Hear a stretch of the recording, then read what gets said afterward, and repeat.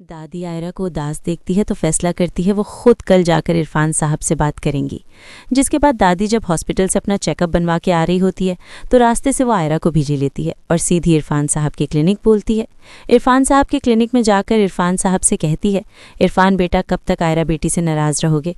तुम माँ हो और मैं जानती हूँ कि वो दिन ब दिन आपको याद करके बहुत रोती है। कहीं ना कहीं आपका दिल भी उसके लिए तड़पता है। फिर आपने उसे बड़े लाड और प्यार से पाला था। ये बात सुनकर इरफान साहब आग बबूला हो जाते हैं। वो कहते हैं उसने ये गलती की है, उसकी यही सज़ा है। उसने जानबूझकर मेरी इज्जत मिट्टी में मिलाई है।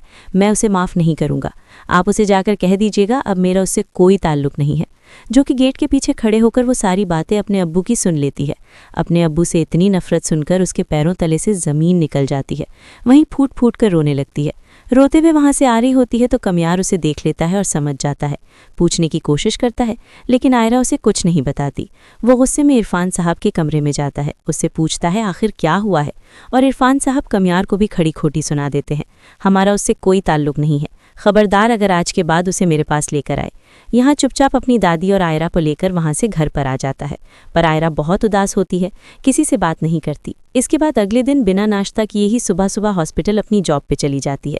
वहाँ उसकी दोस्त उसे उदास हालत देखकर उससे पूछती है, आयरा सच सच बताओ आखिर तुम्हारे और कमियार के बीच क्या चल रहा है?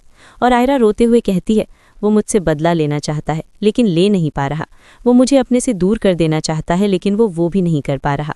उसके बाद उसकी दोस्त उसे समझा के पागल लड़की, इससे मतलब है आज भी वो तुमसे मोहब्बत करता है। वो अपनी जिद और अना के आगे मजबूर है। जब शाम में घर पर पहुंचती है तो देखती है कमियार ने उसे परेशान करने के लिए सारा सामान तेज हसन कर रखा है। सारी चीज़ें इधर उधर फैलाई हुई हैं। देखते ही आयरे का पहाड़ा सर पर चढ़ जाता है। गुस्से में कहती है, कमियार अगर तुम मेरे साथ नहीं रहना चाहते तो मुझे साफ साफ बता दो, मैं अपना रहने का कोई और इंतज़ाम कर लूँगी। उसी तरह नफीसा अपनी चालें चलने से नाकाम नहीं आती।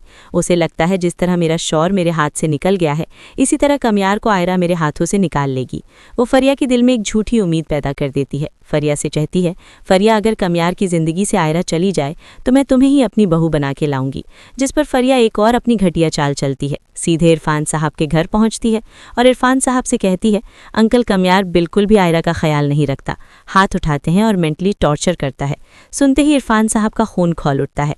वो फ़ौरन कमियार के घर पहुंच रही हैं। कमियार को कुछ नहीं बोलते, सीधा आयरा को बुलाते हैं और उसका हाथ पकड़ते हुए कहते हैं, तुम इस घटिया शख्स के साथ नहीं रहोगी। कमियार इरफान साहब को इतना गुस्से में होता हुआ देखकर कहता है, अंकल आखिर हुआ क्या है, बताएं तो सही। इरफान साहब उसे दूर कर आयरा को अपने साथ ले आते हैं। घर पहुंचते ही आयरा की तबीयत अचानक बिगड़ जाती है। इरफान साहब घबराकर उसे हॉस्पिटल लेकर जाते हैं और फलक मौजूद होती है। वो आयरा का टेस्ट करती है और देखते ही फलक बताती है अब्बू को आयरा प्रेग्नेंट है और उम्मीद से है। और सुनते ही जैसे इरफान साहब के तो रोंगटे ही खड़े हो जाते हैं। उन्हें इस बात की खुशी नहीं